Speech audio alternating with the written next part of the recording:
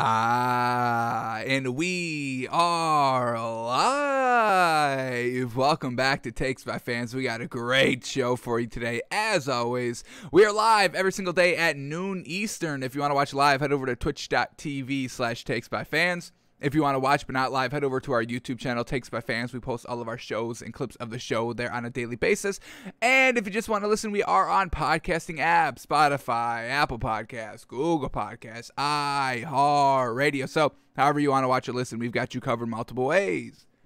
Alrighty, today is a big ol' Friday. We are continuing on today with our NFL team refresher. We will spin the wheel and see what team we get to talk about today, to see what they did last season, see what their offseason moves was like, and when we walk through their schedule game by game, how many games can we expect them to win?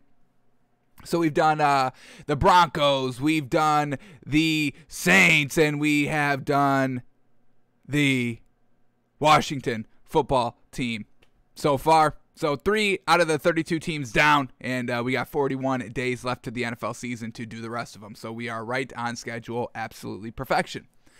So let's just jump right into it with the stories of the day. And the first one up, finally, Aaron Rodgers' contract is now done. Finally. So we can go into this article and see what his new revised, restructured contract is all about, because we heard kind of Adam Schefter report that the revised negotiated contract would kind of free up Aaron Rodgers to play wherever he wants next season. Then we heard kind of Aaron Rodgers at that press conference say, to my knowledge, my new contract doesn't allow me to kind of pick and choose where I want to go. But now that it's all kind of said and done, hopefully this article is going to kind of just lay it out, just exactly what his new restructured contract is.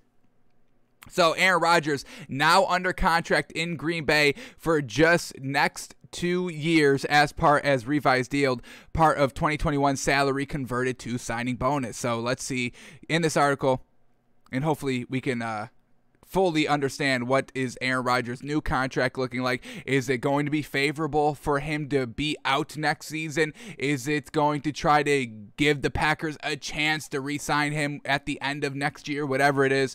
So let's see what we get here. Here we go. Aaron Rodgers and the Green Bay Packers are officially turning the page. NFL Network insider Ian Rappaport reported Thursday that both sides have agreed to the new terms and language on Rodgers' reworked deal, creating a path for the reigning MVP to sign ahead of the 2021 season. The finalization of the contract comes 3 days after reports emerged that Rodgers and Green Bay were in the final stages of negotiating a revised pact just in time for training camp. NFL Network's Tom Pelissero reported the contract's full details Thursday evening. In 2021, Rodgers will earn $6.8 million roster bonus, a $14 million signing bonus, and a $1.1 million base salary, totaling $22.3 million. That's a real nice chunk of change for the man.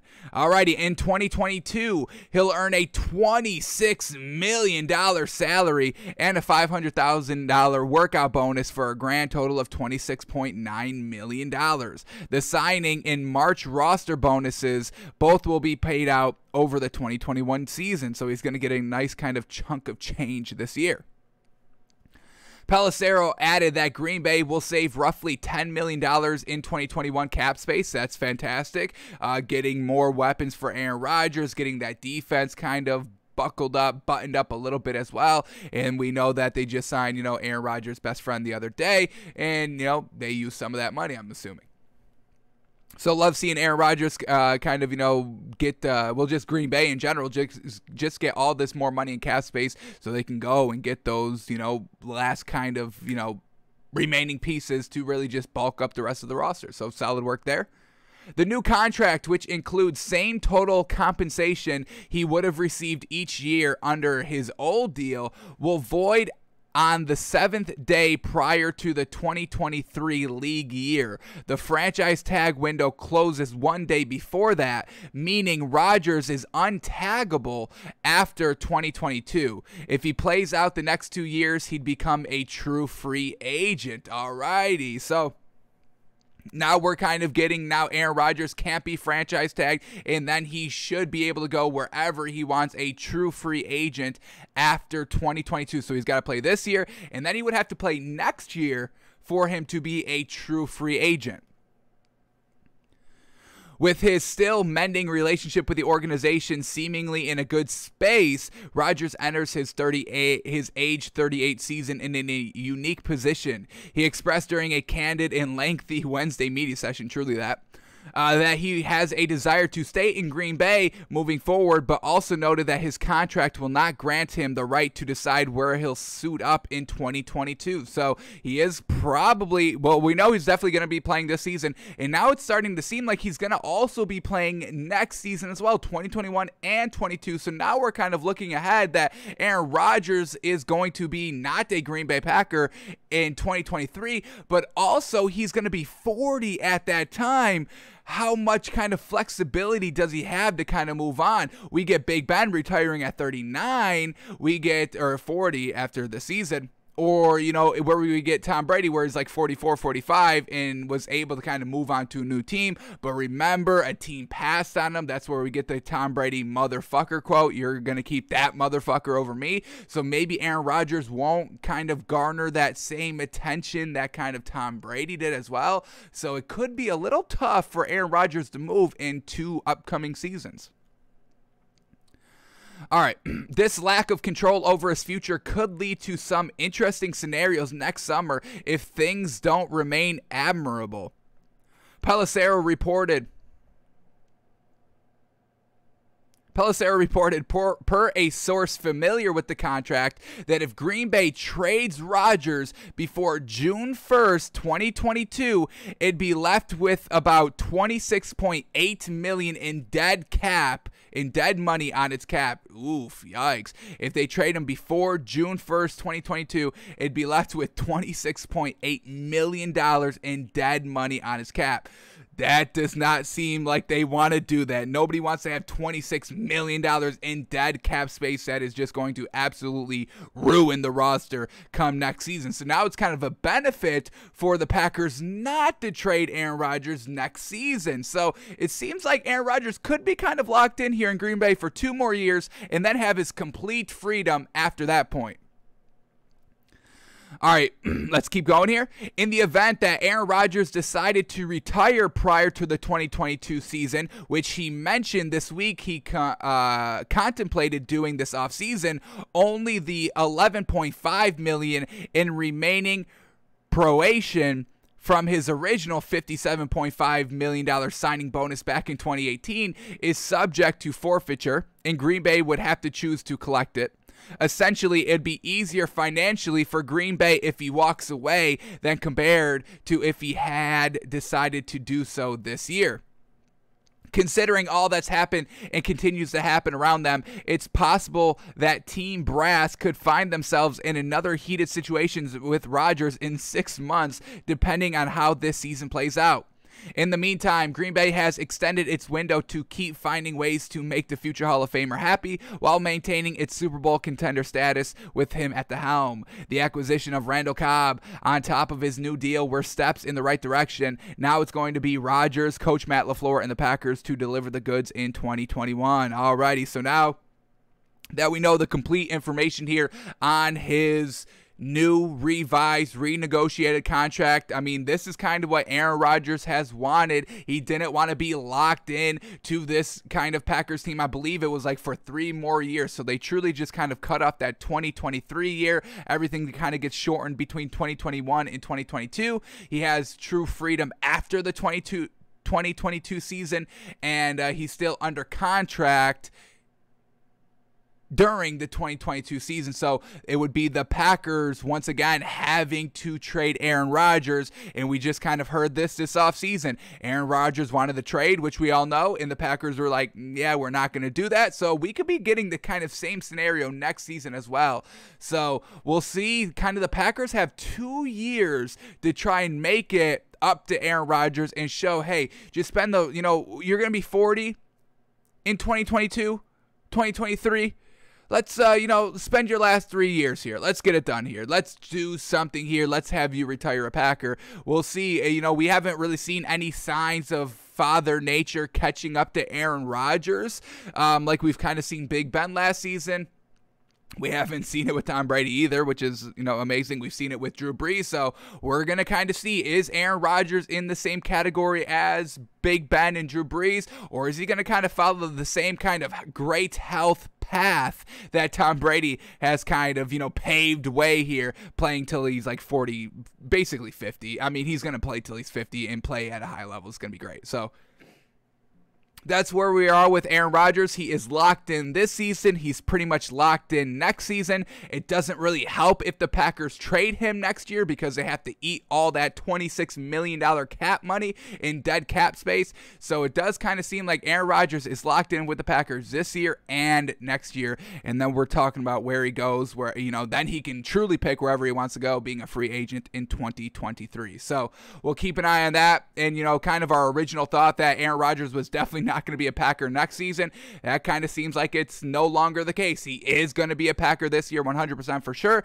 and next year he's under contract, and it's not really favorable for the Packers to trade him. So Packers, that's great news. Packers fans, that's great news. I mean, you got Aaron Rodgers locked up for basically 2 more years. Hopefully him and the organization have smoothed everything out before the end of his contract, and they signed him to kind of his last deal that he'll ever have, because he will be retiring at the end of it. So Aaron Rodgers seems to have won the negotiated contract. He just wanted to be locked down, and obviously he wants to be a Green Bay Packer. He wanted to be locked down. He wanted to get a little bit more say in the organization, and so far that has happened. A la with the signing of Randall Cobb, and now they've got more free cap space. So we'll see what kind of general manager Rodgers does and how he spends that money, because we know the Packers organization is kind of kissing up to him a little bit. So that's where we're at with Aaron Rodgers, folks. 2 more years in Green Bay, it's seeming like. And, hey, I've got no problem with that. Go and fix and kind of correct your legacy a little bit. Go get those 1, 2, 3, maybe extra rings that you truly need to cement your legacy as greatest of all time. And go get it done and retire as a Packer. One man, one team. Maybe in kind of 15, 20 years when we're talking about greatest quarterback of all time, maybe, going with one team your entire career is a benefit, over Tom Brady, which kind of switched to teams. So we'll see how kind of the NFL waters, the chatting waters, are kind of talking about the greatest of all time argument in 15 to 20 years. And we'll see if Aaron Rodgers can retire a Packer. Alrighty, let's keep moving on here, and this is not great, folks. This Giants team is starting to slowly crumble, and I don't like it at all, folks. I don't like it at all. So we've been hearing about the tight lip of Saquon Barkley. We got no timetable on his return, and it is truly upsetting us. We're seeing all this great footage come out of training camp of everybody doing real gosh dang good. We just saw Najee Harris yesterday looking absolutely magnificent, but we still don't know what the hell is going on with Saquon Barkley. And now we get this news on top of all that. Once again, just kind of making us sink on this Giants team, and we don't want to sink on this team. We want to rise on this team. We love what this team can be on maximum paper, folks. We love it. But we got to talk about this now, and it's not looking good. So, veteran running back Alfred Morris to get into Giants facility early next week, expected to re-sign with the club. Alrighty, now why is this a bad thing? So, Alfred Morris, well, let's just talk about Alfred Morris, the runner, real quick, because he's real solid. Unfortunately, this is kind of an average career in the NFL, exactly what Alfred Morris is. Real solid, but I mean, at the end of it, never really kind of had longevity. Only 3 real great seasons as a starting running back, and then just kind of, passed around as a backup. So Alfred Morris, if y'all don't know, he's been in the league, since 2012, and he was real gosh dang good, starting his journey in the NFL with the Washington Redskins, or Washington football team, excuse me. In the first 3 years, folks, he rushed for 1,600 yards his rookie year. Rookie year 2012, it was absolutely magnificent. 1,600 yards and 13 touchdowns, and he was never really a receiver, so he only had 77 receiving yards, but absolutely great rushing the ball there. And then This following year, his second year, he rushed for 1,200 yards. Then his third and kind of final year starting, he rushed for 1,000 yards. Every single season, really kind of playing all 16 games, being a 16-game starter, and then year 4, still in Washington, still played 16 games, but had 751 yards. So every season went down, which is obviously the opposite of what we want to see you to do. We want to see you get better every single season. So Alfred Morris really kind of hit the ground running here in Washington, but then never really found a true home, a true starting home after that. 2016 he played with Dallas, 2017 he played with Dallas, 2018 he played with the 49ers, 2019 he played with the Cardinals, and then just last year he played with the Giants. Never started and only rushed for 238 yards last season in 9 games that he played, but it was only a 1-year deal, and now they're looking to re-sign him when he wasn't even on the roster already. We look at this Giants depth chart at the running back position, and they've got really nothing good besides Saquon Barkley. They have Devontae Booker, they have Corey Clement, they have Gary Brightwell, which is, nothing great, nothing to get excited about, no tier 2 running back on this roster. So now we get this kind of Saquon Barkley tight lip injury. Nobody wants to talk about it. He doesn't know when he's going to be out there in training camp. He doesn't know when he's going to be able to practice. He doesn't know if he's going to play in the preseason. Is he going to play week 1? And now the Giants are trying to kind of scramble a little bit to find a running back in Alfred Morris to bring him in, because Saquon Barkley may not be ready to go week 1. So this could be a real bad sign here for Saquon Barkley playing this year, and that's absolutely not what we want to see. We want to see this man out there because we absolutely love what Saquon Barkley can do for this Giants team that is truly on the doorstep of really making a big noise just in the playoff race in the NFL. I would truly say that if this team on paper is playing at their maximum potential, this could be a deadly team overall, folks. They have real nice weapons scattered all over the field, offensively and defensively. But we need Saquon Barkley out there, and the fact that they are still looking to kind of add another running back, even though they've already got 3 others on their roster already, just kind of tells us that Saquon Barkley may not be close to playing, and they want to get this veteran Alfred Morris, who has shown glimpses of greatness in his career, get him on the squad just in case Saquon Barkley can't go, which seems to be looking like it is probably going to happen. So that's what we're talking about, folks. We read into everything. That's why we read every single article and see what they're saying and see what they're not saying. And Saquon Barkley not saying any timetable on his return and not really kind of giving up any hint. We've got no hint from Saquon Barkley. There's nothing that we can truly read into and decipher and look way too much into. There's nothing from Saquon Barkley. And now we get this Alfred Morris news that he's looking to kind of re-sign with the Giants. So Giants, folks. Giants are kind of killing me. And then we get this. We're supposed to see Daniel Jones kind of year 3 leap. But then we get this from training camp. Giants, Logan Ryan, interception of Daniel Jones on a fade to Evan Ingram in the end zone. So Daniel Jones trying to throw a fade to Evan Ingram in the end zone. And he gets picked off. And then we get another kind of note here. Has not been a great start to camp for the offense per the, let's get this man's name up. Dan Dugan.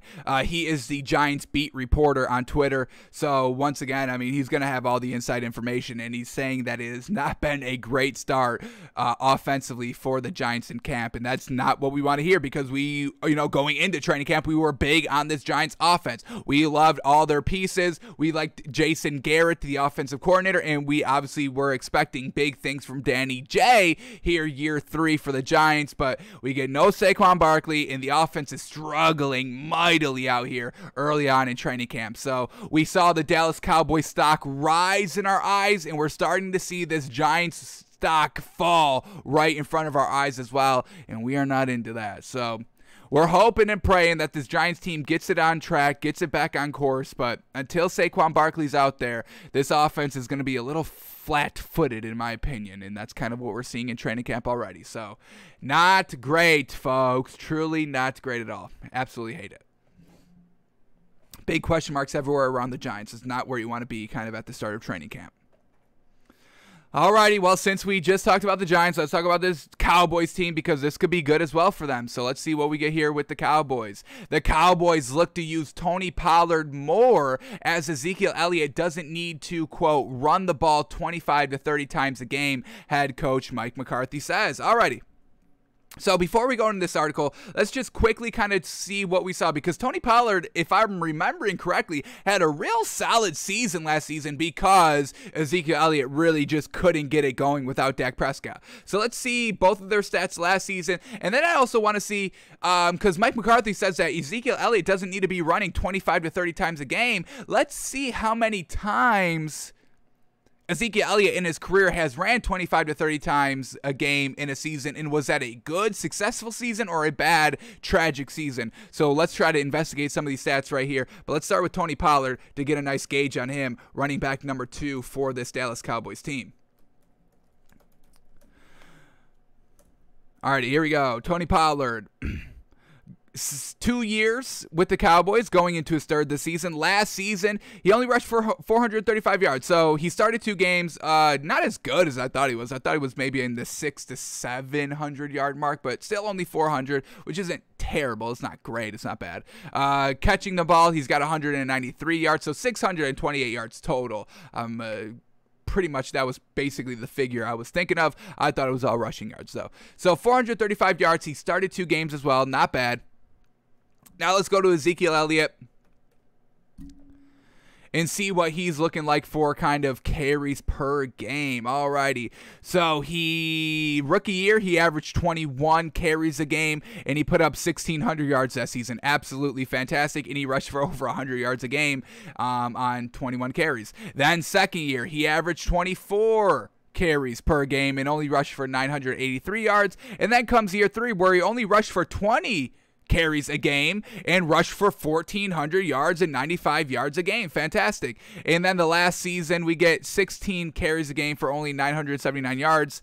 So we have seen, he can make the most out of, not a lot of carries. Obviously, a lot of carries doesn't help him either, because the season that he rushed for 24 times a game, he only put up 983 yards. Not the greatest. He only also played 10 games that season, so once again, the numbers are a little bit skewed for an entire season. So they kind of are believing that Tony Pollard can be a nice little relief for Ezekiel Elliott, for him to not kind of get overworked a little bit. Alrighty. What do you do here? 2019, he only rushed for 18 times a game, and he put up 1,300 yards. So once again, he's proven you don't need to kind of give him, 30 carries a game. He can still be way productive in the kind of 15 to 18 range-ish, and that's exactly what Mike McCarthy kind of wants to put him in, and give Tony Pollard the extra kind of boost as well, because they truly believe in that man. Alrighty, now let's go into the article and let's see what Mike McCarthy is truly saying out here, and let's see if it's kind of, backing up what we just read in the stats and the numbers. So let's see what we get here. Alrighty, here we go. I scream, you scream, we all scream for the Cowboys to feed Zeke. Ezekiel Elliott's bounce-back season is a prevailing narrative coming from Frisco, Texas, and Oxnard, California. But after the Cowboys were forced to live life without Dak Prescott, an attempt to circumvent increased attention on Elliott, they've come to understand there's value in complementary pieces. Into the room walks Tony Pollard, a 6-foot runner with legitimate spell-back capabilities, whom Dallas is also viewing as a possible threat in the passing game. Pollard had 101 carries last season, averaging 4.3 yards per carry, which is pretty solid, actually really solid, and scoring 4 touchdowns as a secondary rushing option, and he spent some of the OTAs taking reps at wide receiver, and that is something that we can see Tony Pollard get a little bit better at. He's got a solid catch percentage at 75 and 70% over the last 2 seasons, but when you're a running back out of the backfield, you're getting a lot of checkdowns. It's a lot of kind of easier kind of catching in space, so those kind of catch percentages do need to be a little bit higher than just the average wide receiver catch percentage. But 193 yards, not terrible. Averaged 6.9 yards reception. Once again, not bad overall. All right. Expanding Pollard's capabilities adds to the possibilities to involve Pollard in Dallas's offense, which is already freaking stacked and locked and loaded. So, just giving another kind of look, giving another weapon out there an opportunity, absolutely. You can never go wrong with that. All right, so involve Pollard in Dallas's offense, including in 2 back sets that would make the Cowboys less predictable. I mean, yeah, when you got it, like they said here, the 2 back set having Ezekiel Elliott and Tony Pollard, one on the left and Dak Prescott, one on the right, and then you've got, CeeDee Lamb and Amari Cooper, and then you've got your tight end. It's like, geez, Louise, you better hope that defense has great corners, great linebackers, great safeties, great defensive line, and we know there's not a lot of teams defensively out there that have that makeup to stop this absolutely stacked Cowboys team. So truly that. All right, like Cleveland has incorporated Nick Chubb and Kareem Hunt, Dallas could do the same, something similar with Pollard and Elliott. All right, well, let's not disrespect Nick Chubb and Kareem Hunt, because that's a way better duo than Elliott and Pollard. Elliott is kind of as good as Nick Chubb and Kareem Hunt. Obviously, just top 10, I would probably put Ezekiel Elliott in the top 10, and we put Nick Chubb and Kareem Hunt maybe even in the top 5 of them. But Pollard being in the same category mentioned as Nick Chubb and Kareem Hunt is a little disrespectful to Nick Chubb and Kareem Hunt. But what else do we get to here? Here we go. Mike McCarthy, quote, "Your 2-back schemes the last couple of years has increased in the NFL.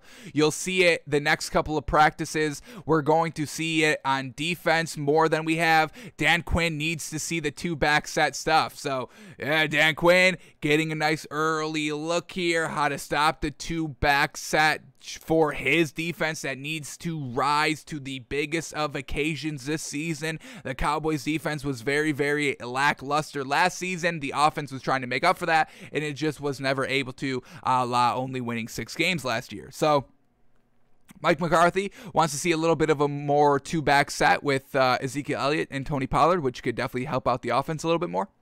Let's get back to the article here. Here we go. It also would help McCarthy lighten Elliott's load throughout the season with the goal of keeping him fresh for the Cowboys' most important late season games. Quote, "We've got Tony Pollard and Rico Dowdle has looked good. We've got some younger guys who can play and produce, so it's not necessary for Zeke to run the ball 25 to 30 times a game. When you get to December, January football, you want him to be in top form to be able to run the ball 25 to 30 times if needed."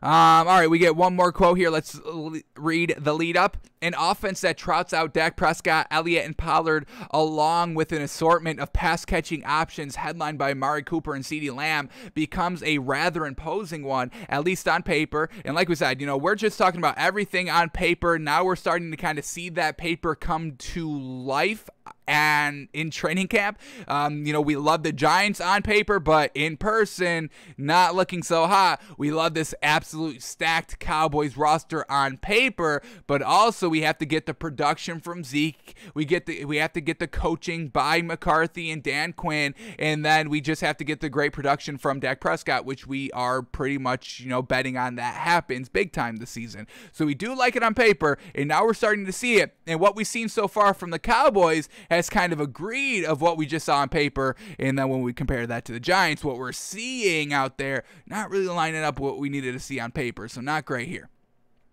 But let's get back to this. Dallas is already envisioning increased possibilities with more versatile weapons on the field at the same time. Quote here by Mike McCarthy, "We need to do a little more of it, utilizing the 2-back sets. We need to line up and run the ball when we want to run the ball, no matter what the defense is into. We need to have some more of that. We don't want to be where we're checking it all the time and just playing exclusively a 1-back offense." So they want to get Tony Pollard a little bit more involved. He had a decent season last year. Could have been a little bit better, especially with Ezekiel Elliott's a little bit of shortcomings, not even rushing for 1,000 yards. But, he's a nice 6-foot running back, nice tall running back, decent pass catcher that they're trying to kind of work on a little bit more. And Ezekiel Elliott can kind of return to these kind of 1,600, 1,400, 1,300 rushing yard seasons, then, you know, Tony Pollard is just, whatever he does is just going to be the freaking icing, the cherry on top of this great Cowboys offensive cake that they've got baking this training camp early on. So that's where we're at with the Cowboys, trying to kind of change up their offense, switch up their offense, just so it's just, you can't stop it. You're damned if you do, damned if you don't. If you cover Amari Cooper and CeeDee Lamb, they're throwing to Tony Pollard in the backfield. If you're covering all three of those players, then they're running the ball with Ezekiel Elliott. If you're trying to stop the run, then it's Amari Cooper and CeeDee Lamb wide open. So they're trying to get it where there's just so much talent on this field, you can't cover it all. And that's kind of what the Chiefs have been doing the last 2 seasons that have allowed them to get to the Super Bowl. You got to worry about Patrick Mahomes throwing the ball, obviously, but also him running the ball. The running backs, Clyde Edwards-Helaire being real gosh dang good. The sheer speed of Tyreek Hill. Just, he could be, you know, on the left side of the field in one moment and then 20 yards down the field, 50 yards down the field in the blink of an eye, and it's a wide open touchdown. And then you have to, you know, guard the big beef of Travis Kelce at the tight end position. So they've just got way too many pieces offensively to be able to continually guarding them at a high rate, high efficient rate to get them off the field. And the Cowboys are trying to do the same here by adding Tony Pollard to the backfield. So we'll see how that goes for the Cowboys this year. Alrighty, folks, let's talk about this, and this is exactly what we did not want to see, folks. Not good. We are big on this Colts team, absolutely big, but what was our narrative that we were watching for this Colts team in training camp? Let's get it up. Where is it at? Where is this Colts team at? Here we go. Right here. What did we say about the Colts? Our first narrative that we wrote down, Carson Wentz has to stay 100% healthy. Do not want to see any even, quote, small tweaks. No small tweaks, nothing that keeps him out a day, 2 days, a couple of throws, a couple of hours on the field. We want him out there 100% of the time, 1,000,000% healthy, and 0%, 0.000000, 1 trillion zeros. That's how many zeros we wanted to see. 0% injuries. But what did we just mother-loving get, folks? Carson Wentz not practicing Friday today due to a foot injury? Ugh, this is not what we want to see. This is not what we want to hear, Carson. You cannot get any type of injuries because of your injury history. Don't want to see this. Like, we don't want to see Jameis Winston ever throwing an interception again because of his interception history. We cannot see Carson Wentz injured for even the slightest small thing because of his injury history. So this is truly not good. This is, especially when it's the first thing we've written down with multiple caps in multiple places. Ugh. So let's see how bad this foot injury is. Is it just a small little tweak? But like we said, even a small little tweak is big time in this man's case. So let's see what we get here. Hopefully it's nothing serious, but you never know with the man. Here we go, folks. The Colts are resting several veteran players during Friday's practice, but that isn't the reason why quarterback Carson Wentz will be sitting out. Wentz will miss the workout with a foot injury. There's been no other information from the team about the severity of the issue or when Wentz might be back on the field. Once again, if we're not getting timetables, Saquon Barkley, we do not like that at all. We need to hear some kind of light at the end of the tunnel so we can keep track and keep pace of that injury. And once again, we're getting tight-lipped here on Carson Wentz's foot injury. This is not good, folks. We have the Colts winning the Super Bowl, going undefeated. That doesn't happen if Carson Wentz is not out there every single mother-loving game. Damn you, Carson. You're making us look like clowns out here. Do you not understand that my reputation is in your hands? Please, get your ass on that field. I will give you my foot. Do you need my foot, Carson? Is it the left or the right? I will express mail it to you right now. You just have to tell me what it is. Ugh. So that's not good. Let's see what else we get here. There's been no other information from the team about the severity of the issue or when Carson Wentz might be back on the field. Jacob Eason, Sam Ehlinger, and Jalen Morton will handle the quarterbacking duties for the time being. The Colts practice on Saturday and then have their first day off of training camp on Sunday. So the schedule might lead to Wentz taking the weekend off to ensure all is well before his return to action. So that's great. Now he's taking extra days off just to make sure that he's 100% healthy. Folks, this is absolutely big bad news Bears, folks, 100%. Let's go into this article right here just to see if they have any more information. This Nick Shook man he's the only one that's working here at this freaking NFL.com. Every article is Nick Shook writing it. But let's see if he has any other information on the severity of this foot issue. So here we go. Carson Wentz, new start in Indianapolis, has met an interruption. Wentz missed Friday's practice with a foot injury and is currently being evaluated. Oh, my goodness. Garofalo added that the team's initial belief and hope was that it was a minor injury. Yeah, we hope it was minor as well.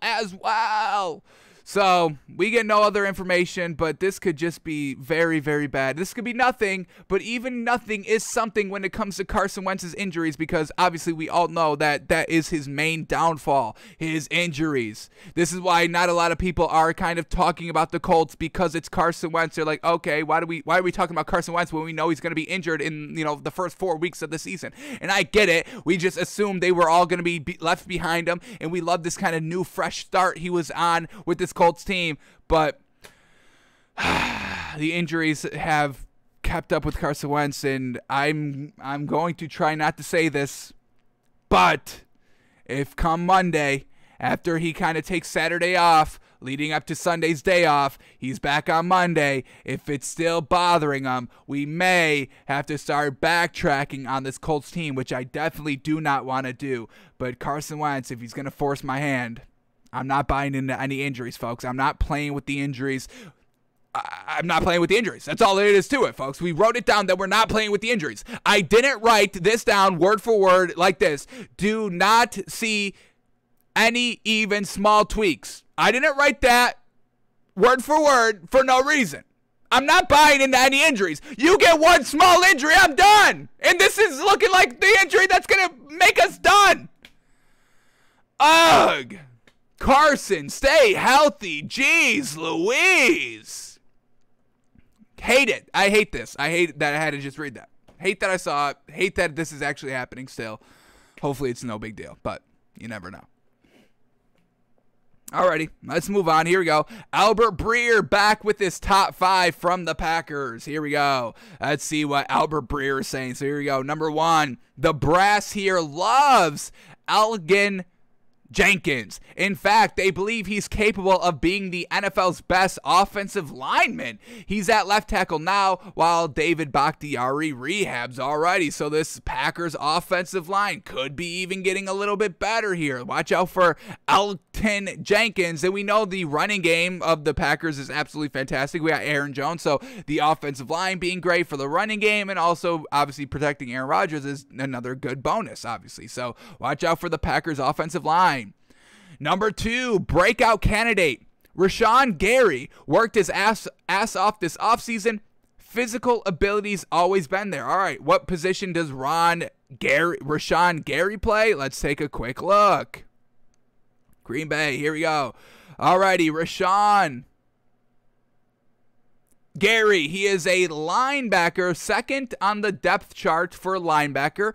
But, all right, we can kind of buy into this Packers defense a little bit more. We need this Packers defense. I mean, it was real solid. What was this Packers defense ranked last season? Let's quickly take a quick look at that. All righty, Packers defense. It was ranked number 13th. Not bad. 5,300 yards allowed, which is 400 less than the average of 5,700. So that's solid there. Passing yards, they gave up 3,500 passing yards. The average was 3,800, so 300 below the average.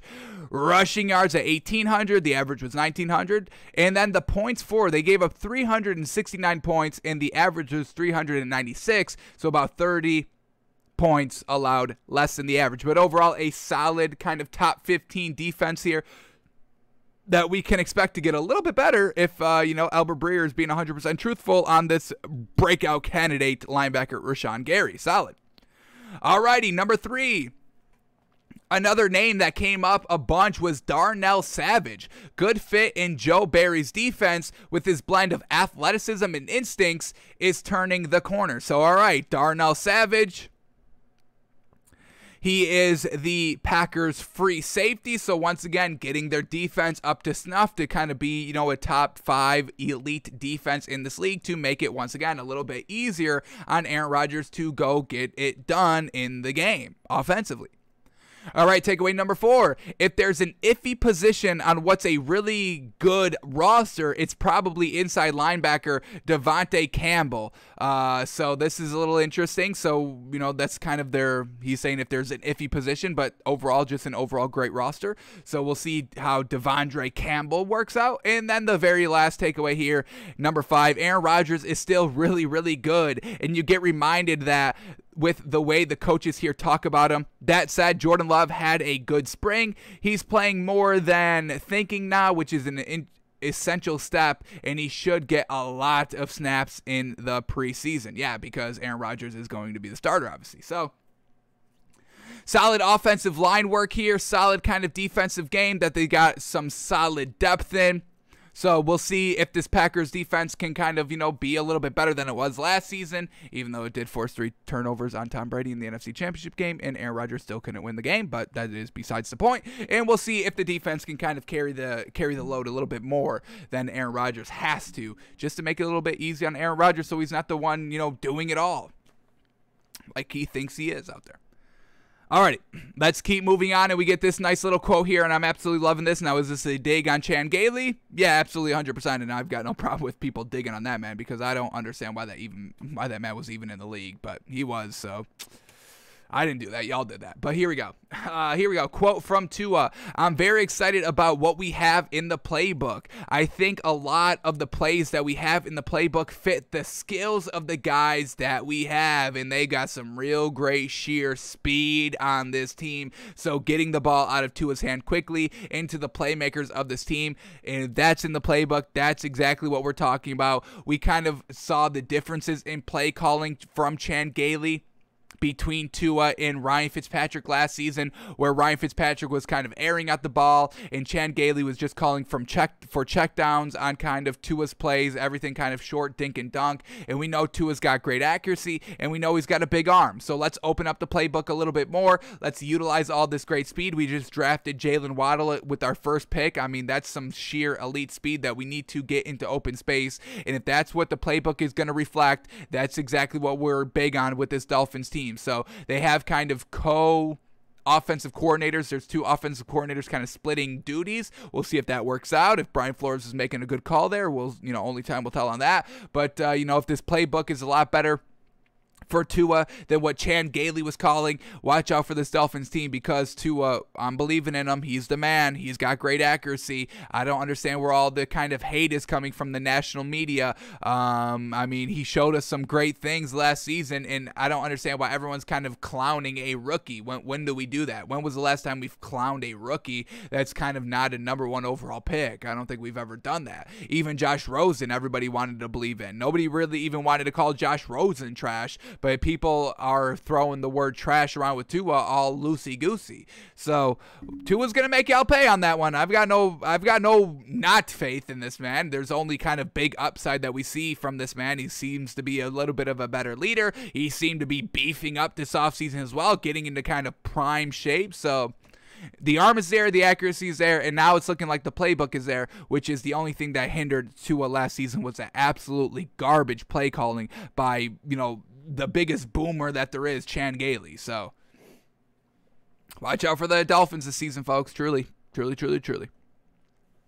Alrighty, let's kind of talk about this Jaguars team once again. And once again, folks, Gardner Minshew taking a lot of the starting reps. We get this again. We talked about this, what was it, yesterday on the show when we saw it? But once again, Gardner Minshew is getting great work in starting with the starting center and having Gardner Minshew play with the backup center. So once again, we heard Urban Meyer say, this is going to be an open quarterback competition and kind of giving Gardner Minshew a fair deal. And, we didn't believe it, but that's exactly what's happening here. But I still don't like it 100%, folks. I mean, we know Trevor Lawrence is the face of this team. He is going to be the starter sooner probably rather than later. Maybe not week 1, but I mean, I can't really see a scenario where Gardner Minshew's out there like week 8, week 10.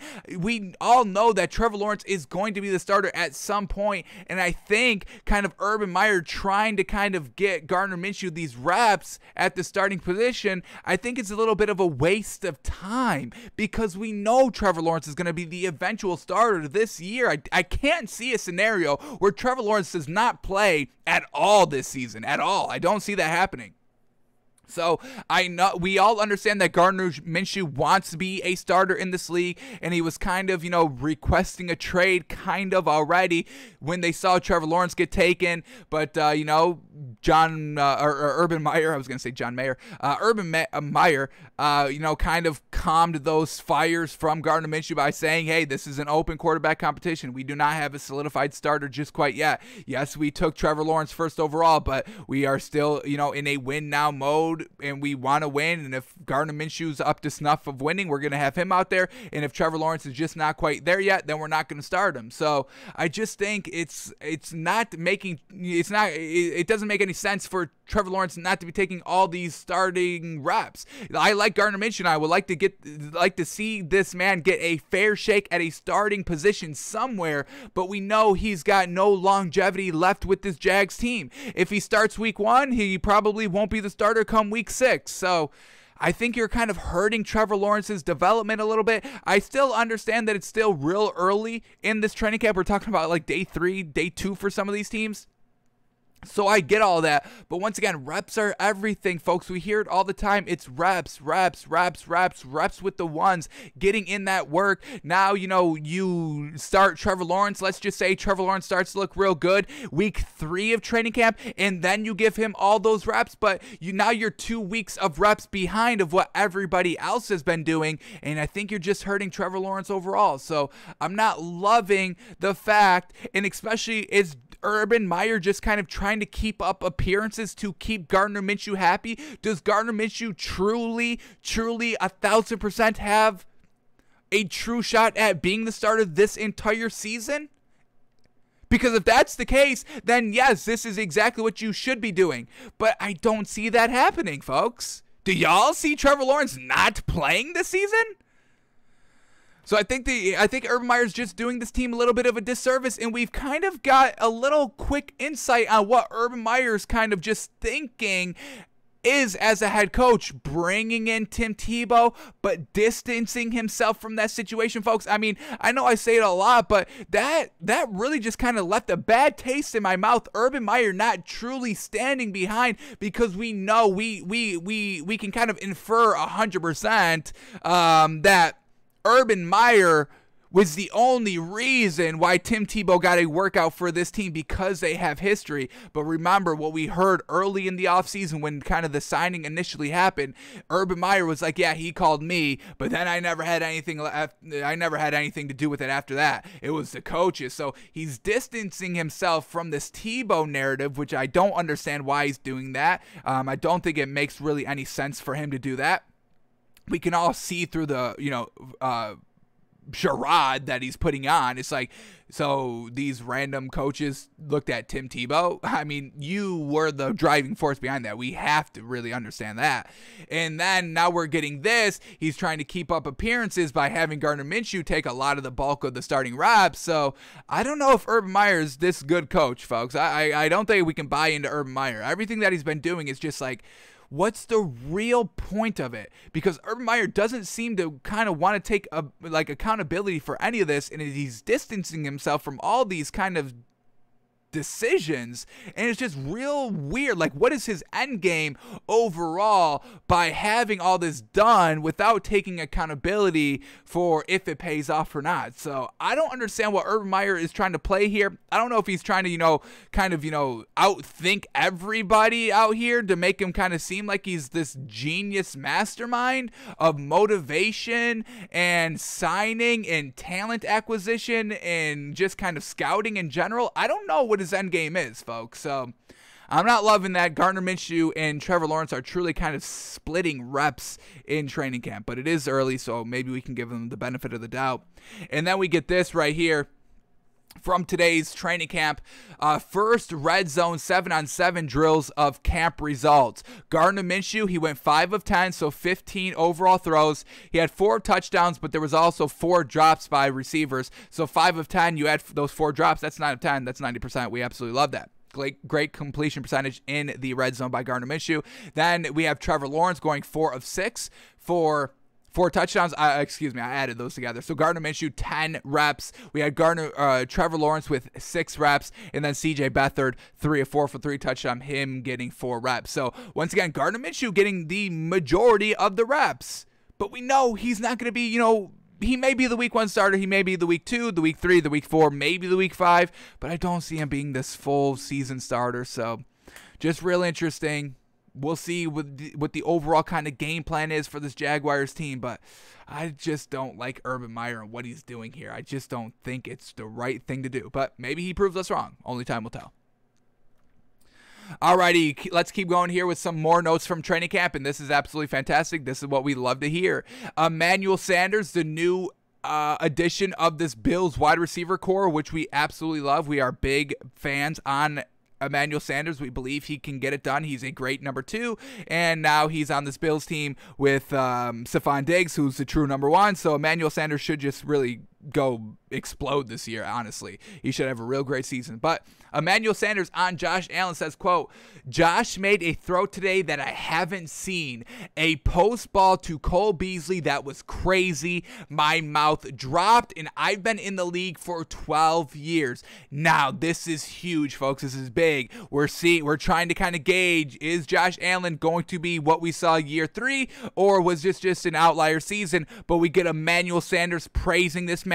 We get Josh Allen continuing where he left off last season. This is absolutely great. If you're a Bills fan, if you root for the Bills, if you're a Josh Allen fan, watch out for this Bills team this year, because if Josh Allen can build upon what he did last season, folks, we could maybe start putting Josh Allen as the greatest quarterback of all time argument. I mean, it would only come to accolades if we can get another absolutely dominant performance like he did last year in the stats column. I mean, let's start talking about how gosh dang good Josh Allen is. So this is what we love to hear, just kind of, early on what's happening in training camp, seeing these players be absolutely great, and Josh Allen is looking like he's just going to, keep on carrying on where he left off last season, folks. This is going to be great. Let's see if Josh Allen can continue that level of play, because 69% completion percentage, folks, it's absolutely great. Alrighty, but let's talk about another AFC East quarterback out here. So Zach Wilson, folks, he is back. We saw he signed his he signed his rookie deal, and then he ended up taking a red eye from Los Angeles to New Jersey yesterday morning to get there for practice. So he only missed 1 day because of the contract dispute, but still, that's still big time. He should have been there day 1, ready to rock. He should have been thinking about that day 1, getting in the right mindset, getting in the right just kind of overall rhythm, but you missed that day, and now you're off to a little bit of a slower start than everybody else. And then we get this from out of practice today by Zach Wilson. Once again, now his only 2nd day when it could have been his 3rd day. But Zach Wilson's 2nd series was not good. A lot of pressure leaked through. He was sacked once, threw 2 terrible incompletions before dumping off a pass to running back Tevin Coleman. So not looking great out here for Robert Saleh. We are still keeping this up. Robert Saleh is the worst head coach in the NFL right now. We are not taking that down. We are getting bad kind of readings from Zach Wilson in training camp. Until we see something good from this Jets team in training camp, Robert Saleh will still be the worst head coach in the NFL until this gets resolved. I mean, not having Zach Wilson there day one is seeming to hurt this rookie that you're putting your entire faith and trust in organization and your coaching ability on, and you didn't get that man signed day one. So this is not a great look for the Jets, not a great look for Robert Saleh, not a great look for Zach Wilson, because that man is floundering out there early in training camp. Cannot buy this Jets team just quite yet, folks.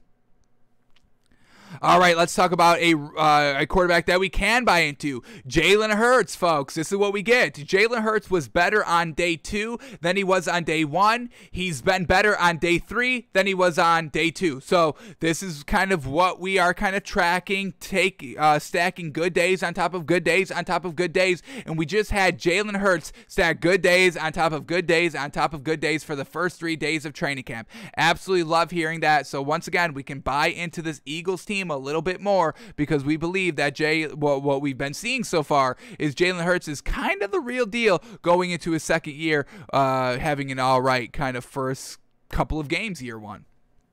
So great things hearing on Jalen Hurts. Love to see that. But we're also hearing great things on Devontae Smith. Devontae Smith has led all receivers in camp so far with 4 touchdowns. He's been very impressive. So we know Devontae Smith is probably the best wide receiver on this Eagles team. We were always big on Devontae Smith. We have him number 1 on our wide receiver big board. Devontae Smith 1, Jamar Chase 2, Jalen Waddle number 3. And we never kind of bought into that trash narrative that got floated around that Devontae Smith was too small at 180 pounds, that he would not amount to anything in this league, and that he would be a bust because he is just so small he'd get pushed around. But so far, he's making this kind of, impression heard on this Eagles team, and Jalen Hurts is delivering some absolutely great balls to him. So Devontae Smith is, looking great, and Jalen Hurts is looking great. So watch out for this Eagles team trying to get it done this year, and we'll see if Nick Sirianni can just put all the other pieces together to have a successful kind of team this year. Alrighty, let's keep moving on here. We get a potential signing news here. Veteran quarterback Dre Kirkpatrick is working out for the 49ers today. Alrighty, so 49ers trying to kind of beef up their defense with a nice kind of veteran at the cornerback position in Dre Kirkpatrick. Now, let's see what Dre Kirkpatrick was doing last season, and let's see if he was shutting down the elite wide receivers. So let's get his stats and what he was doing, and see if he was shutting down those A1 tier 1 elite wide receivers, and see if this man is a good corner to have on your team. So Dre Kirkpatrick, playerprofile.com. Y'all know we love this website. And let's see what this man was doing. He's 6'2", so which is obviously very, very great for a corner. You need tall corners to shut down the tall wide receivers. But let's see what this man was doing. He played every single week. He missed weeks 8 and 9. And then he also missed week 16 as well. Who was he playing for last season? Let's get that up.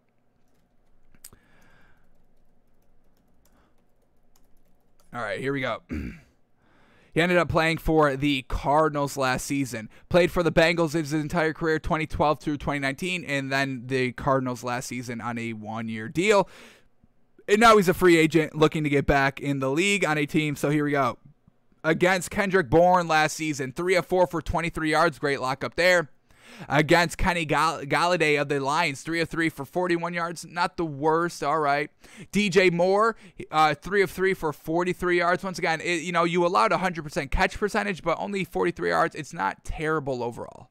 Against Amari Cooper, 2 of 5 for 23 yards and a pick. That's a great lockdown right there. Against Tyler Lockett, 13 of 16 for 137 yards. That's a big old burn. He was beating your ass all game long. Jeez. Against John Brown, 8 of 11 for 80 yards. He had a pick, though. Against Tyler Lockett, matchup number 2, 6 of 7 for 42 yards. A better shutdown there. Against Amir Byrd, 3 of 7 for 33 yards, a pass breakup and a pick. Against Darius Slayton, 4 of 10 for 41 yards and 2 pass breakups. Against Robert Woods, 3 of 7 for 15 yards and 2 pass breakups. So overall, not bad. Never really faced any A1 tier 1 wide receivers. No kind of Amari. Oh, no, we did face Amari Cooper. 2 of 5 for 23 yards. 1 pick. That's a solid work right there, like we said. But no DK Metcalf, no Tyreek Hill, no Stephon Diggs, no Michael Thomas. No Devontae Adams, no DeAndre Hopkins. So none of those kind of big names. Even when he played, he did play against the Bills. He was on John Brown, which was not their number one wide receiver. So Drake Kirkpatrick, a solid wide receiver that can just be a solid number 2 on a team. Don't think he's an A1, tier 1 cornerback on a roster. But if the 49ers are thinking they need another another corner to bolster their defense, Drake Kirkpatrick is a solid option to lock up, not the number 1 option. So we'll see if he signs with the 49ers, but he's going out there to work out with them, see if he's a great fit. Keep an eye on that.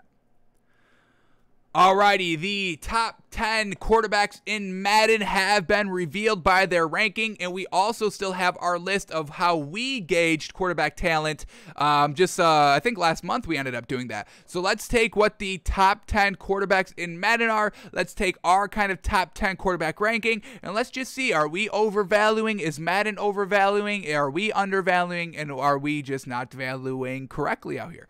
So here we go. This is the top 10 that Madden is having in their Madden NFL 22 video game coming out.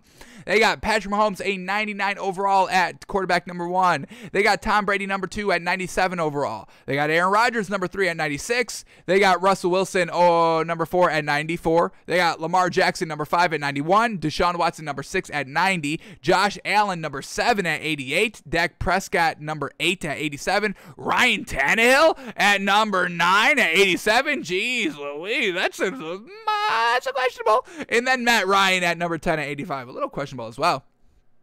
All right, let's go to our quarterback ranking. We have Patrick Mahomes number 1, but we have Justin Herbert number 2. So we're buying into him very, very, very, very, very, very much. We expect him to have an absolutely fantastic year 2. So that's probably why Madden doesn't have him quite in the top 10 just quite yet, because he's a year 2 player. But I don't care. Year 1, year 2, if you're getting it done, you're getting it done, and I'm going to buy into you. And that's what we saw from Justin Herbert last season. An absolutely magnificent rookie year, and I would expect that to get better. So yes, I am standing firm on my Justin Herbert number 2 best quarterback in the league. I've got no problem with that. We've got Josh Allen number 3, where Madden had them number 7. Crazy. Big on Josh Allen. He's got a big arm. The stats were great. We just heard the anecdote from Emmanuel Sanders saying his jaw dropped on some of the throws he was making. And I believe in Josh Allen to truly be absolutely fantastic again this year. So I've got no problem with having Josh Allen number 3 still. We've got Aaron Rodgers number 4. Probably could be moved up a little bit, maybe to a 3. But I really like what I saw from Justin Herbert, and I'm gonna believe in him, and I'm gonna live and die on this take that Justin Herbert's looking a little bit better than Aaron Rodgers, and I'm gonna kind of keep Aaron Rodgers at number 4. We've got Russell Wilson number 5, Deshaun Watson number 6. We have Kyler Murray number 7. They didn't have Kyler Murray in the top 10. I mean, I love his arm. I love his kind of dual threat ability. I think he's probably the fastest quarterback in the NFL. Him and Lamar Jackson are very, very, very, very close on the speed. Deshaun Watson also kind of up there, tied with those two. Great acceleration on both of them. And I have Kyler Murray above Lamar Jackson. What is this? 1, 2, 3, 4, 5, 6, 7, 8. Lamar Jackson 8. I have Matthew Stafford 9 and Dak Prescott 10, above Tom Brady at 11, and above Ryan Tannehill at 12, and above Matt Ryan at 13, 14, 15, 16, 17. I got Matt Ryan 17, y'all. So a little bit of differences here. Tom Brady, the reason why I don't have him, I mean, I don't understand why Madden has Tom Brady at a 97. Like, yeah, he had a good season last year, but overall, I mean, he kind of got bailed out. I mean, multiple interceptions in those playoff games, folks. I mean, that's just, throwing ducks out there. Not truly, the arm strength is truly quite there. So I think we got a huge overvalue on Tom Brady in Madden, and at a 97, I would definitely put Aaron Rodgers above that. Obviously, it's tough to do that since Tom Brady beat Aaron Rodgers, but it was kind of Aaron Rodgers beating himself. Tom Brady threw 3 interceptions. How many times do we have to say this? But so had a little bit of a disagreement here with Madden. I don't value Tom Brady this much. I think Ryan Tannehill's a little overvalued. I think Matt Ryan is truly big time overvalued. I think Josh Allen is truly undervalued at number kind of 7 here. So Yeah, I mean, everything else I kind of agree with. I've got no problem with you not having Justin Herbert in the top 10. I get the reasons for that. But to have Josh Allen that low, to have Ryan Tannehill that high, to have Matt Ryan that high, to have Tom Brady that high, I think it's a little off the mark. But, we'll see who's right. Me or Madden? Me, who started this channel this year. 1 year ago. We are 1 year into the game. Or Madden, who has, been doing video games and rating and all that for the last 30 some odd years. I'm going to go with us. All right. So that's how we see quarterbacks. Now let's go to this. Alrighty, our one basketball news that we got to talk about because of a big trade yesterday. The Washington Wizards have agreed to trade Russell Westbrook, a 2024 second-round pick, a 2028 second-round pick, to the Lakers for Kyle Kuzma, Kentavious Caldwell-Pope, and Montrezl Harrell, and a number 22 pick in this year's draft that just happened last night. So, overall, I think, the Lakers won the trade. I mean, you give up Kyle Kuzma, who's absolutely trash. You give up KCP, who never really did anything great. He had a good year 1, but year 2 never really got that great same production. And then Montrezl Harrell, who I am a decent fan of. I think he's solid. I think he's the best player of those three, Kyle Kuzma, KCP, or Montrezl Harrell. I think Montrezl Harrell is the best of the bunch. Unfortunately, they never really used them in the playoffs, which I thought was a little bit of a mistake, but never really got any playoff minutes. And then you get Russell Westbrook, a real great superstar talent, and just kind of that player that you need on your team, the heart, the soul, the hustle that will do whatever it takes, goes 1,000% on every single play. You absolutely love that on a team, and now he's playing with LeBron and Anthony Davis, and that could help this team. I tweeted out last night when the trade kind of went down that, Lob City is back in Los Angeles. It's just not with the Clippers and Chris Paul and Blake Griffin. It's going to be with Russell Westbrook and, Anthony Davis and LeBron James. I mean, we know Russell Westbrook is a good passer. He does have a lot of turnovers, but he also is averaging a triple-double, so you still have to give him respect in that regard. We'll see if LeBron can kind of rein him in just a tad. That's kind of our one knock on Russell Westbrook. You just got to rein him in a tad. We're not even talking about a full percentage point of rein in. Like a third of a percentage point. Just rein that in just a little bit more to be a little bit more efficient, and now you got an overall superstar A1 tier 1 player, in Russell Westbrook. So they figured out kind of the point guard position. Dennis Schroeder never really worked out for this Lakers team as a true point guard. You bring in Russell Westbrook, who is going to, just be that man, be that dude at the point guard position. But what this Lakers team now definitely needs is another great outside shooter, because Anthony Davis is an all right outside shooter, not really his game. He likes to have it his game, but, get down low a little bit more. LeBron James, we know he's developed a three-point shot. It's solid. Russell Westbrook really doesn't have it. So now when you're looking for that new shooting guard, you need it to be just a lights out shooter. There's talks about Buddy Hield, who's got great numbers, 40% overall last season on 10 threes a game. I mean, absolutely absurd, great numbers right there. So whoever is going to be kind of the number 2, the shooting guard, whoever that is, so far is kind of Talen Horton-Tucker, just whoever's left on this roster, who's now left on this roster. It's going to be up to them to really be that lethal outside shooter. Who did we just have last season that was doing real good?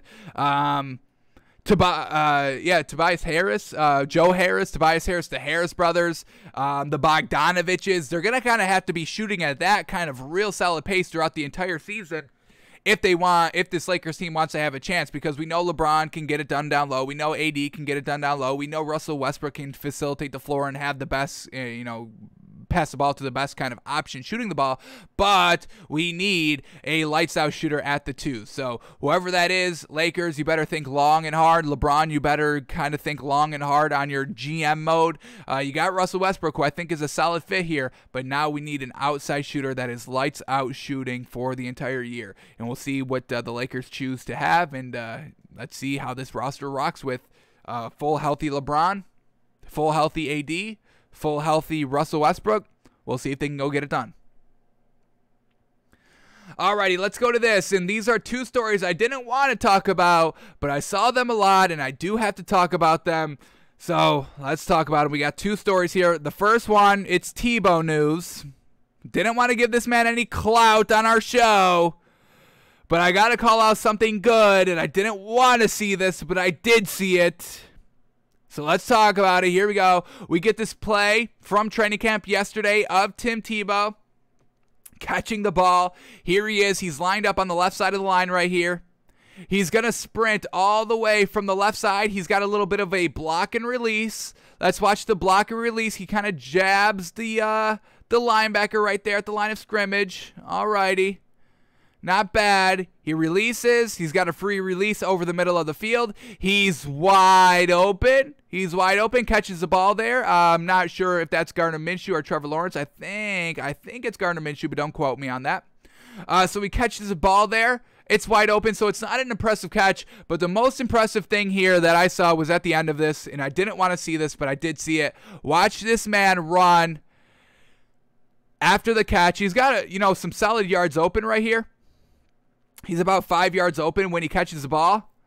But he's got this nice juke, running inside juke move, this little inside sidestep, and it truly just demolishes the defender right there. That inside little speed, that inside little cut move that he just laid on. Right here, catches the ball, he's right there, and then he's got this little whoop, inside whoop move, and it absolutely destroys the defender. Defender really just kind of misses the tackle, and he's able to go for another kind of 5 yards down the field. But I don't want to see Tim Tebow moving like this. I don't want to see Tim Tebow juking. I don't want to see Tim Tebow making quick cuts. Is this man good? I can't admit that.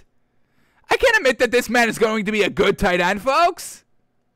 But he's got this gosh damn move that he just put on, and it's fantastic. And I hate it. It's great. This is great. This is a great little inside whoop, little inside cut. He could have kept going too. They just kind of stopped the play.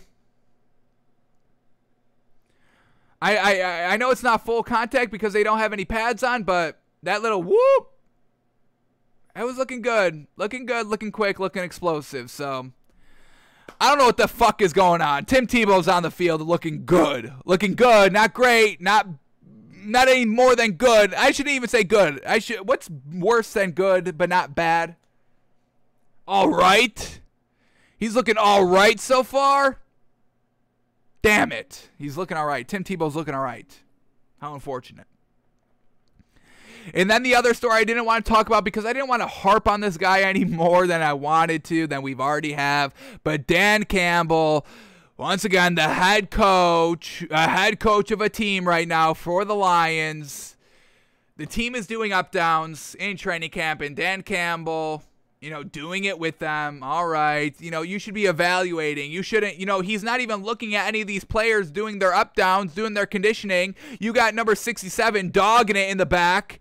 That, or number 60, who was that, 50? Number 50 dogging it in the back, not going full down. Look at this man. Look at this man in the back, and Dan Campbell has no idea because he's doing up downs and kind of struggling himself, and he's truly not getting full down either. How are you going to lead by example, and you don't even do the example right? Your chest better be hitting that ground, baby!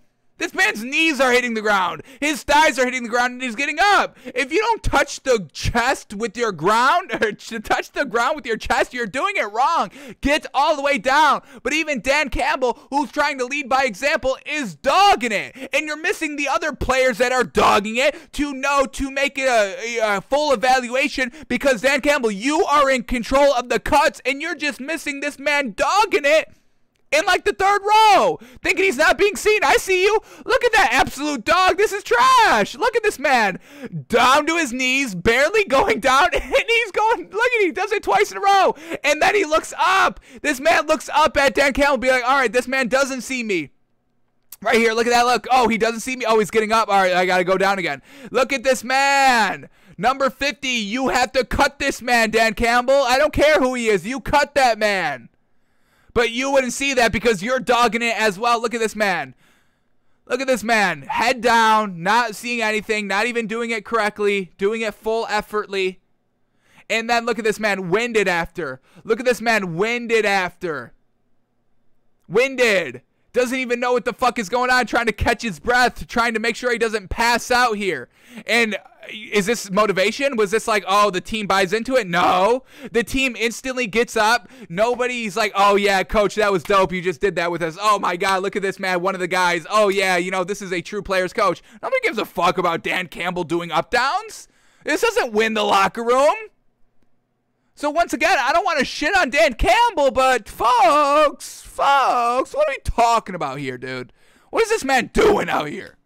So it's just trash, folks. All these players doing up down, not even doing them right. Did anybody do them actually great? 100%, like 100% effort, 100%, you know, laying it all out on the line. Everyone's kind of dogging it because they know, because the coach isn't looking. This man's not even going all the way down. 21 trying to give it all his all. 21 giving it solid effort. I'll give him, you know, A+. I mean, up downs are no joke, folks. I understand, but I'm not loving it, folks. Not loving what Dan Campbell's trying to do out here. This is what we're talking about. Like, this is not something the head coach should be doing. A defensive coordinator, a special teams coordinator, a tight ends coach, I can understand it, but a head coach, nobody's buying into this. Nobody's buying into anything that Dan Campbell's done. So, Robert Saleh, you're lucky. I mean, Dan Campbell, you're lucky that Robert Saleh didn't sign Zach Wilson day one to his rookie deal, or Dan Campbell would still be the worst head coach in the league right now. And this is kind of a good sign for Robert Saleh, because I really should cancel out Robert Saleh being the worst head coach in the NFL right now for Dan Campbell again. Kind of claim Dan Campbell as worst head coach in the league, but what are we doing out here, man? What are we doing? Are we trying to motivate, or are we just trying to kind of, you know, look good in the media for some reason? Are you just trying to kind of look good on paper? I mean, I don't think this is going to win in this league, but we'll see. Maybe this is the code. Maybe Dan Campbell going back to the absolute basics of the basics of the basics of Pee Wee football. Once again, this gets it done in Pee Wee football. The Pee Wee football players buy into this. Oh my God, coach is going to practice with us. Coach is going to condition with us. Coach is practicing what he's preaching. Oh my God, I'm buying in now. Grown men don't buy into this. Dan Campbell doesn't think he's coaching grown men. You're coaching grown men, dude. So, two stories I didn't want to talk about, but the more I watched them, the more I saw them, I can't censor myself. I can't just censor Tim Tebow looking all right for a play, and I can't, you know, not clown Dan Campbell just to try to make him look a little bit better. Unfortunate. Alrighty, so those are all the stories that we needed to cover for today. We have time in the show, so we probably won't finish the team fully, but let's get a nice little foundation on our team refresher. Looking at a new NFL team every single day, seeing what they did last season, seeing what the offseason moves were looking like. Can we buy into this team? And then we walk through their schedule to give them an overall win total on what they're looking like. We've done 3 teams so far: the Saints, Broncos, Washington. If you want to see those, if you haven't seen those, haven't heard those, they are on our YouTube channel.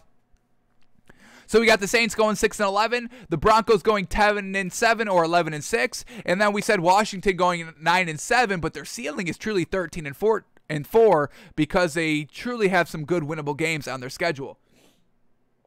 Alrighty, so let's spin the wheel and let's see what team we will be refreshing today and looking into. So here we go. Wheel is spun, wheel is spinning, wheel is slowing down, and the team we're going to be looking at today, Washington. Well, we already done that, so a spin again. How we only did 3 teams and there's 32 teams and we get another spin. All right, so here we go. Wheel is spinning, wheel is slowing down, and the team we are going to be looking at today is the Oakland Raiders. All righty. So, big thing to talk about with the Raiders. Can Derek Carr play? Is Derek Carr a good quarterback? Because it's kind of 50-50 if you look at like social media and the media. Some people don't buy into him, say he's trash, but we just looked at his stats the other day and we were kind of getting behind this man. So let's kind of investigate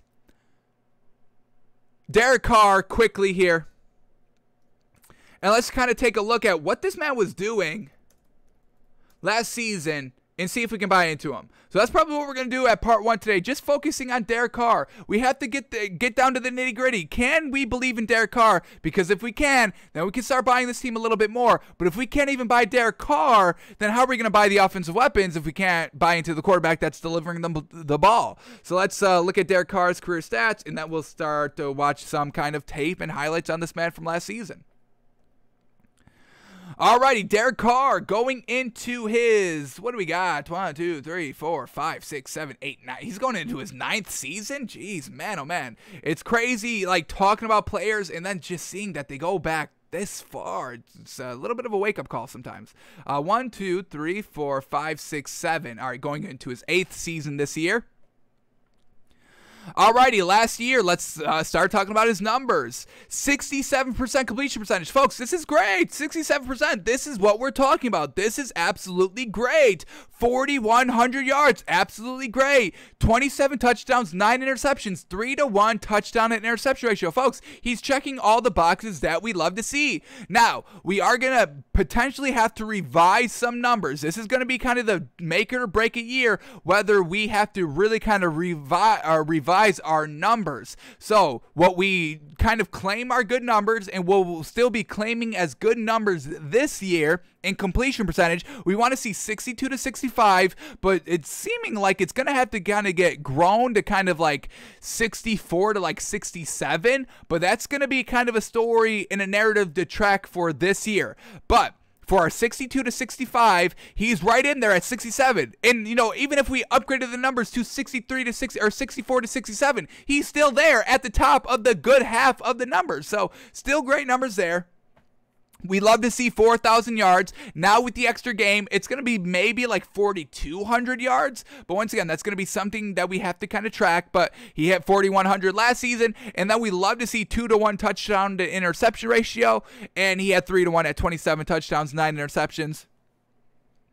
I don't really see that number changing. Obviously, you know, any better than 2-to-1 touchdown to interception ratio is absolutely fantastic. And Aaron Rodgers always does like fucking like 5-to-8 because he doesn't throw any picks.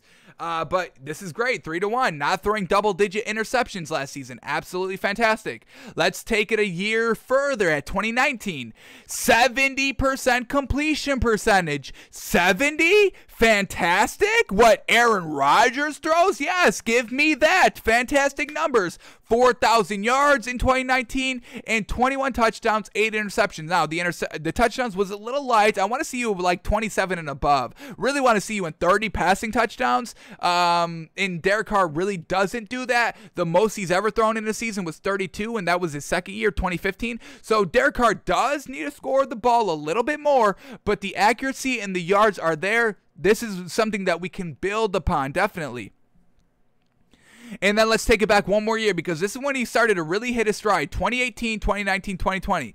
2018, 68% completion percentage, 4,000 yards again, 19 touchdowns, 10 interceptions. That is truly light. You have double-digit interceptions while not even throwing 20 touchdowns. So once again, the scoring, I am with y'all on. He does need to score the ball a little bit better, but pure passing stats, this is definitely something we can buy into. The last 3 years have been his best years. He's been getting better kind of every single season from 2018 all the way to last season. So we can kind of expect that trajectory to once again kind of keep climbing into the 2021 year. So I'm ready. I'm not ready to jump off of Derek Carr's ship. I'm ready to kind of keep buying into this man this year.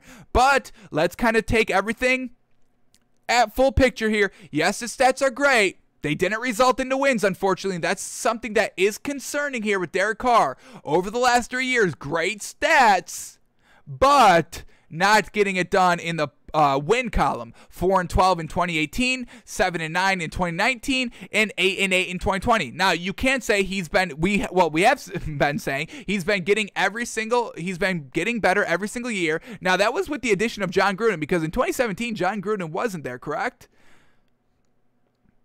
Oops, clicked the wrong link there. 2017. Did I click the wrong one again? I did it twice. All right, here we go. 2017. The head coach for the Raiders was Jack Del Rio. So once John Gruden got there in 2018, that's when we started to see a little bit of a liftoff of Derek Carr. Now, the wins was never there with John Gruden. Started at 4-12, 7-9, then last season 8-8. But, I mean, that is getting better every single year. It's not great leaps, and it's taking, its sweet-ass time to get good, but it is a little bit of a silver lining, a little bit of a green flag that John Gruden's been winning more games every single season. Something that we can decently buy into, but not kind of get too excited about. Because we've seen Jack Del Rio go 3-13. Never mind. He went 12-3. That was his best season. So once again, Jack Del Rio never really had a good season at 12-3, but that was really it. And Jack Del Rio never had Derek Carr playing well, 62% completion percentage, 63, 61, 58. That's all under Jack Del Rio. 3,200 yards, 3,900 yards, 3,900 yards, 3,400 yards. That's all under Jack Del Rio. Nothing great like we just saw these last 3 years. So once again, another decent silver lining here overall between Derek Carr and John Gruden. But we have to start seeing wins this year. We can't just keep having, solid stats, but mediocre record, average-ish record. That's not something that we're ever going to buy into. We have to see you start winning games.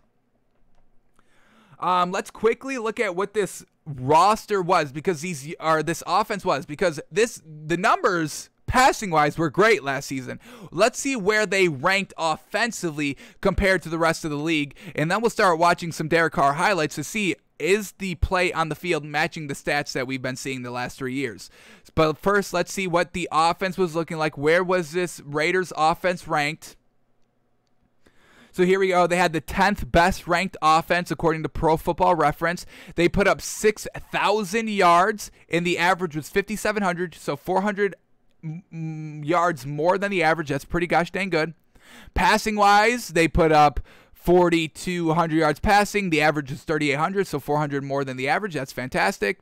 The rushing game, they put up 1,900 yards, and the average was 1,900. So the rushing game wasn't anything special, even though that we do know they have a solid running back in Josh Jacobs, and I believe they now have a good running back number 2 in Kenyon Drake, but this was last season, so let's see who they had on their team last year at the running back. We know Josh Jacobs, but I don't believe they had a solid number 2 running back. So let's see if we can quickly find their other running back out here. May have to go to this. Let me do this.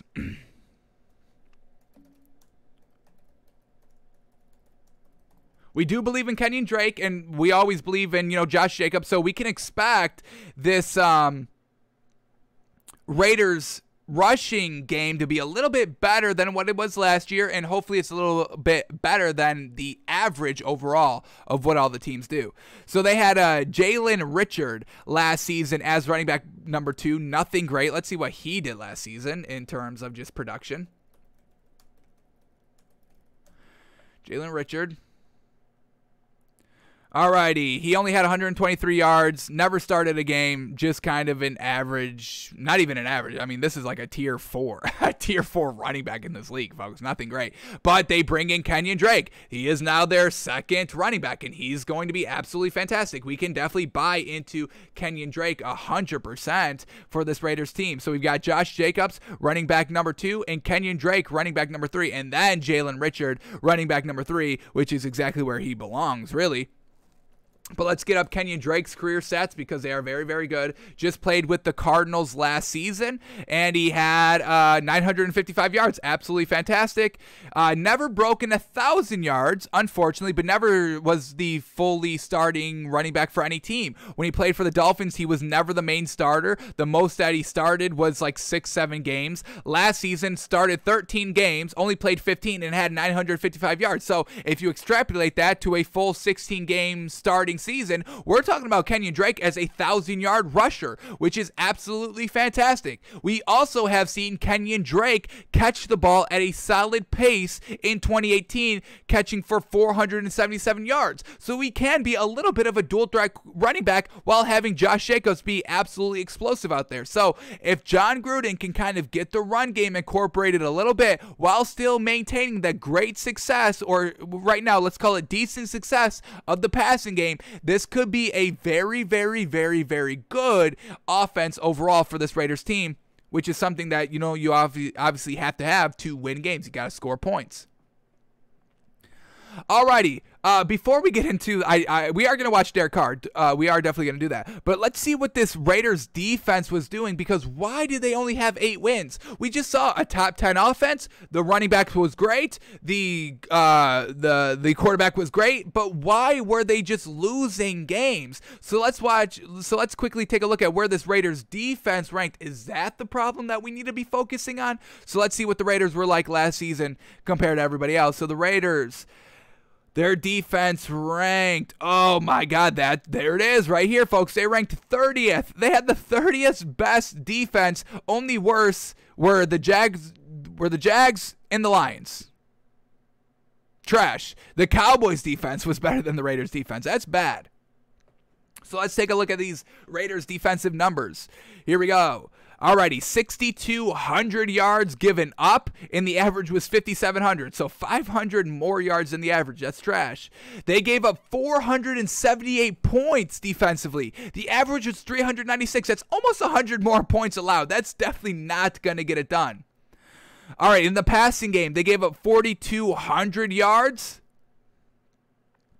And the average was 3,800 given up. So once again, 400 more yards than the average given up. That's trash.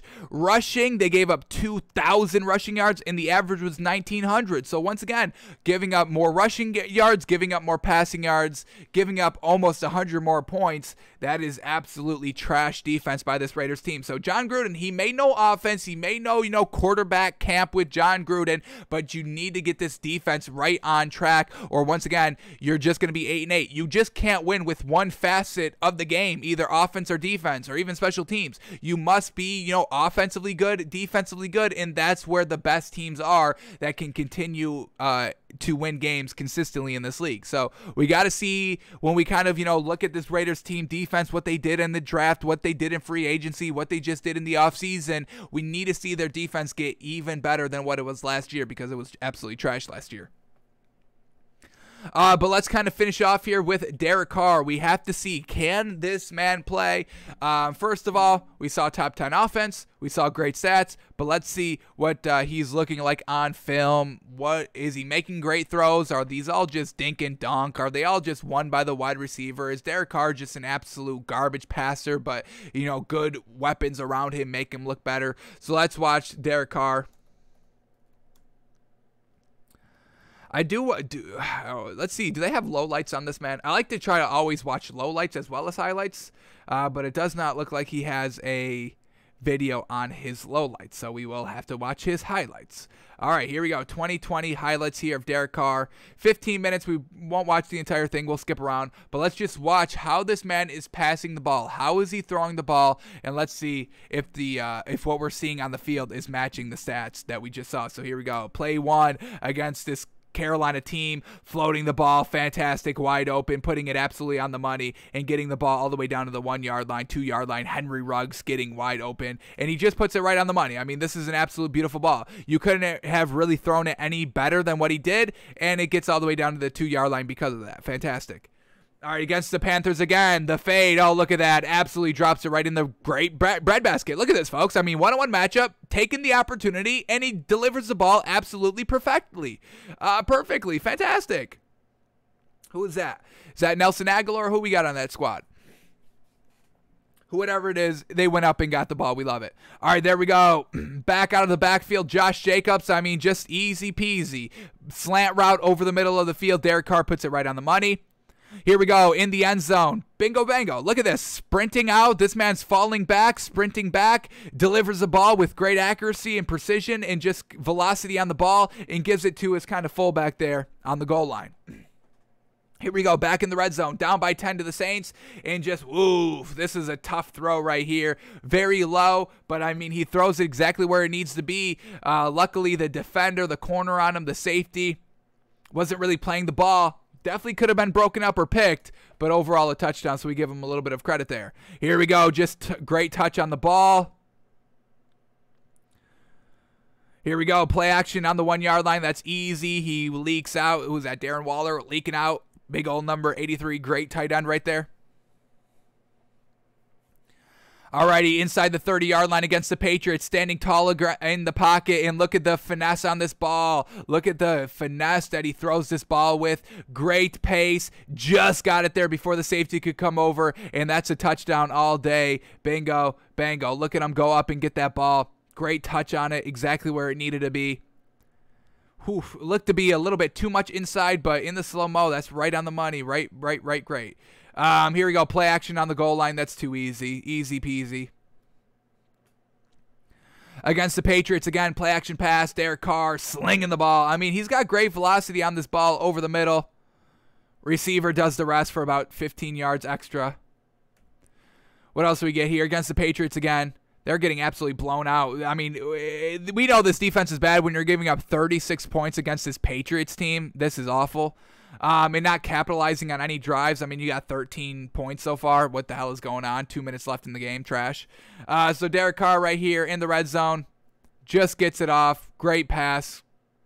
Where it needs to be. Unfortunately, the game is over at this point. So, not really anything great. All right, against the Bills, set up screen right there. Nothing great. Here we go. Play action pass in the red zone. Great touch. Once again, the accuracy on this ball and where he's placing this ball and where the ball has to be to be able to make secure catches by the receivers. It's getting it done, and he's looking solid in the red zone as well. Against the Bills again, stepping up in the pocket, letting it fly. He's got a great arm, and he makes it just look so easy. It's looking like he's barely even throwing this ball, but the velocity and how far this ball is traveling, it just looks effortless from Derek Carr. So he's got a real strong, great arm right there. Trusts his wide receivers, which we absolutely love. Here we go. A little underthrown here. Definitely could have put this more in the back of the end zone, but overall it is a touchdown it's a catch for a touchdown, so you have to give the man a little bit of a credit on 4th and 1. Once again, the game's over here at this point. Down 14 with a minute 30 left in the game. It's over, but it's still, some solid kind of passing. All right, here we go against the Chiefs. What do we get here? Going deep.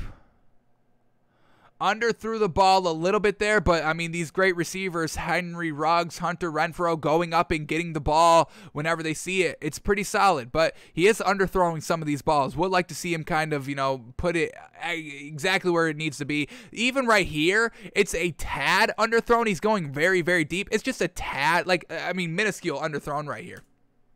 Let's count the yards on this one.